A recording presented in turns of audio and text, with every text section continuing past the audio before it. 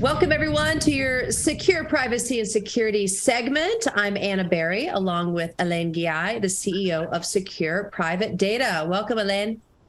Thanks, Anna. Happy to be here. Hi, everyone. All right, we've got a fun weekly hack for everyone. I don't know if you, our viewers, have seen this new Lensa filter. I've not done it because I've learned through you, Alain, through our conversations, don't do this kind of stuff. But everyone's posting these pictures of themselves in a form of a goddess or a warrior or some beautiful, and they are beautiful images that are created by AI. But what we're talking about today, the dangers of these beautiful images and what is really happening to our data. Whose hands are they getting into? So, Alain, tell us what's going on with this Lensa app.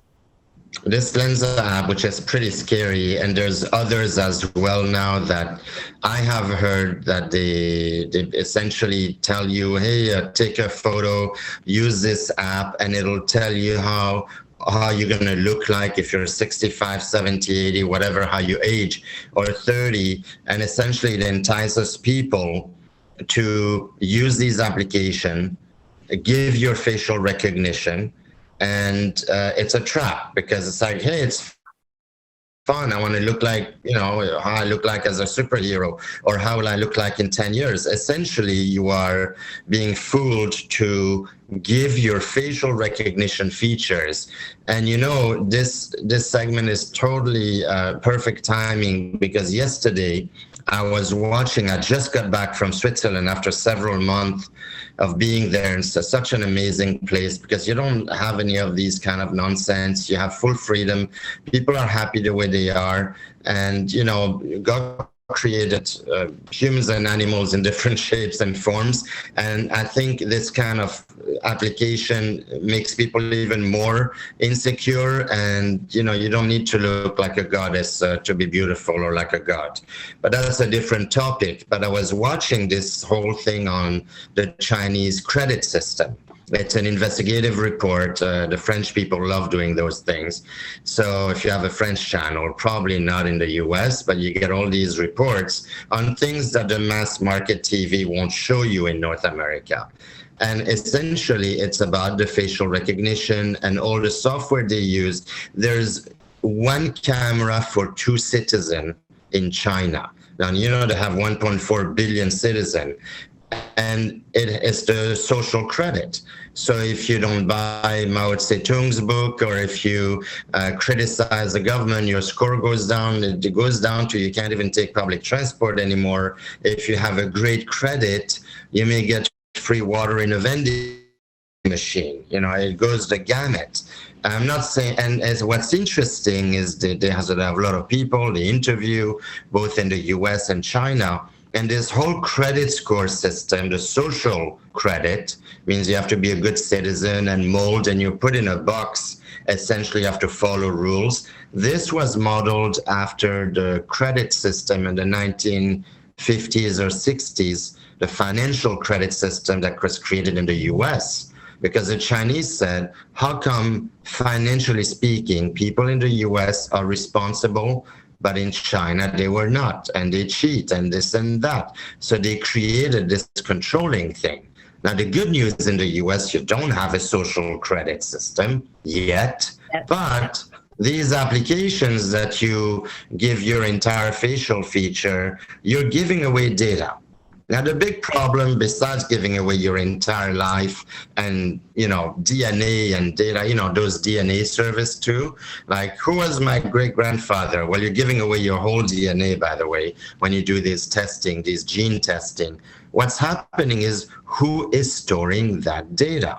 Mm-hmm. And are they safe enough to store, No, they're not, because we all know everybody gets hacked. Like, we all go through that. And the big companies who are more interested in exploiting your data as opposed to safeguarding it will spend more money on capturing that data as opposed to safeguarding it. It's just like your emails, the same thing. So it's scary.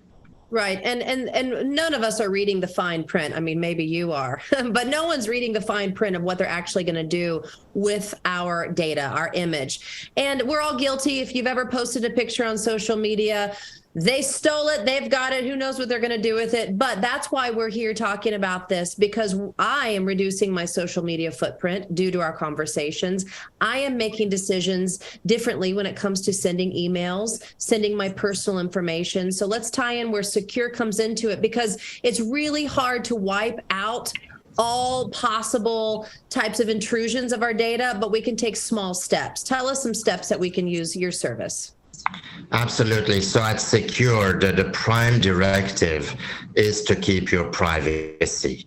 So whether you use Secure Mail or email service, Secure Messenger, next year we're launching Secure Voice, Secure VPN. Whatever you do with Sekur, you know that it's stored in our own infrastructure in Switzerland. So it is not hosted with a third party hosting like a big cloud, like the big ones that we know. So that's the privacy rules are different with those, obviously. And we also do not lend your data. We don't sell it and we don't rent it. I was reading something. I think the data lending business is $185 billion a year business. So when you do a selfie or you give away or you use a big tech email or service, you are basically making close to 200 billion a year for the other big companies while they are exploiting you. I kind of just thought about it right now. It's basically data slavery. Okay, I'm coining it now. Data slavery is you are basically giving away, you are forced to give away your private life, your entire data down to your facial feature now, because now you can pay with facial feature too. It's slavery because you're not being paid and you don't have a choice. So with Sekur, at least you have the privacy. You do pay for it because you have to pay $5-10 a month, maybe less.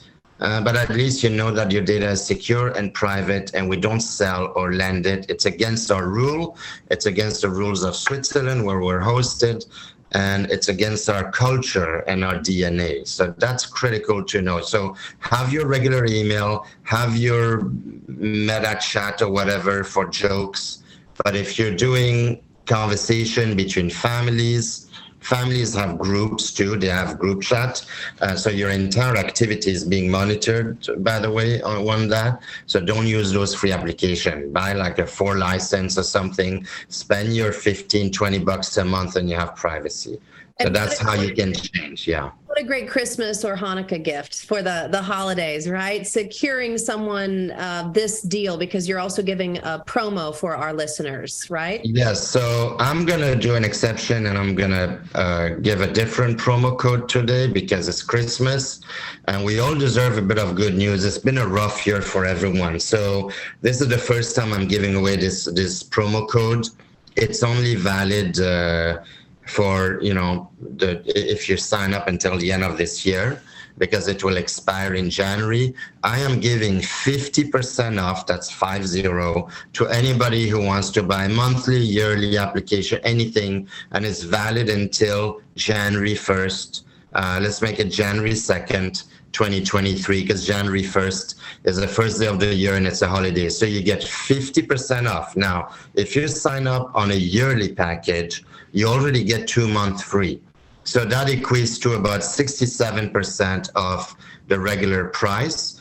And that will be valid for 5 years. So if you renew without canceling, obviously, if you keep your auto renew for the next 5 years, you have a 50% discount. Yearly, it's 67% off. And that's the only time I'm going to do it this year. Great. So what's that promo code? Promo code. Promo code is Sekur50, Sekur50. And, tell your friends, tell everybody, because privacy has no price. And I think everybody deserves a little bit of it at least. That's so true. Well, as always, Alain, learning a lot with you, and I enjoy these discussions and giving people an option to get their privacy back in control. So thank you so much for joining us, and we look forward to seeing you again next week. Thank you, Anna. And in case next week there's no show, because I'm not sure they will air it or not, I want to wish everybody a Merry Christmas, because it is Christmas and it's the religious holiday, I think the most celebrated in the world. I think everybody can acknowledge that.